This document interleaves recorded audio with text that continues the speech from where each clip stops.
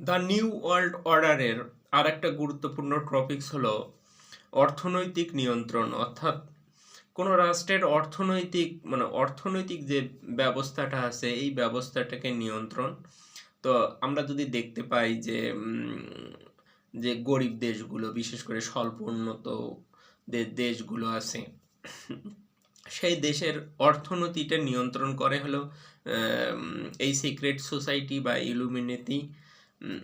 এবং সেটা তারা ব্যাংকিং ব্যাংকিং কোনো অর্থনৈতিক সাহায্য দ্বারা, এনজিও দ্বারা, বিশেষ করে তারা এনজিও দ্বারা টার্গেট করে। কারণ কোনো প্রত্যন্ত এলাকায় তারা তাদের এনজিও ফান্ড তৈরি করে ওই এনজিওরা তারা ওই এলাকাটায় কাজ করে এবং সেটার দ্বারা তারা তারা গোয়েন্দা নজরদারি করে এবং সেই সাথে সেইখানকার যে হতদরিদ্র যে লোকগুলো আছে তাদেরকে ঋণ প্রদান করে এবং তাদেরকে কন্ট্রোল করে।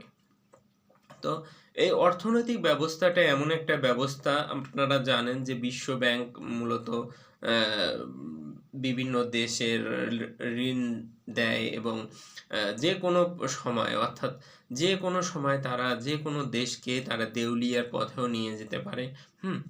তো তারা যে পরিমাণ ঋণ দেয় সেই ঋণের পরিবর্তে তারা বিভিন্ন প্রজেক্টের যে কাজগুলো থাকে সেই কাজগুলো তারা ওইখানে পরিচালিত করে এবং পরিচালিত করার ফলে ওইখানকার যে গভর্নমেন্ট থাকে তাকে ঋণগ্রস্ত করে এবং গভর্নমেন্ট একটা সময় তারা যেটা বলে সেটাই কিন্তু তারা মানতে বাধ্য হয়, কারণ তারা ঋণগ্রস্ত হয়, তাদের সমস্যাগুলোর সমাধান করে দেয়। এর বিনিময়ে তারা কিছু সুযোগ সুবিধা নেয়, তাদের মধ্যে গভর্নমেন্টকে তারা যেটা বলবে সেটাই করে এবং তারা তাদের যে অ্যাক্টিভিটিসগুলো আছে সেই অ্যাক্টিভিটিসগুলো তারা ওই দেশের মধ্যে পরিচালিত করে এবং সেই সাথে বিশেষ করে মুসলিম কান্ট্রিগুলোতে তারা বেশিরভাগ সময় এই কাজটা করে এবং আপনারা দেখেন যদি যে কোনো দেশের অর্থনৈতিক অবস্থাটা, হ্যাঁ, তারা ওই নিয়ন্ত্রণ করে এবং তাদের টাকার মান এবং থেকে শুরু করে সমস্ত কিছু কিন্তু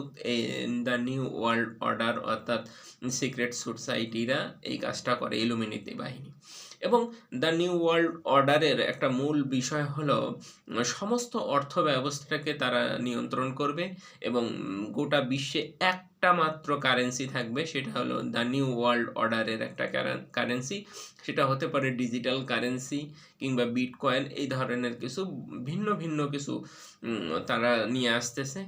তো তারা একটা মাত্র কারেন্সি চাচ্ছে এবং সেই সাথে অর্থনৈতিক যে ব্যবস্থাটা আছে তাদের উপর নির্ভরশীল হতে বলতেছে। তারা সেই লক্ষ্যে কিন্তু তারা কাজ করে। তো তারা ওই দেশে যে দেশকে টার্গেট করে সেই দেশে বিপুল পরিমাণ অর্থ ইনভেস্ট করে এবং ওই অর্থ দ্বারা ওই দেশের সরকারকে এবং ওই দেশের অর্থ ব্যবস্থাকে নিয়ন্ত্রণ করা শুরু করে।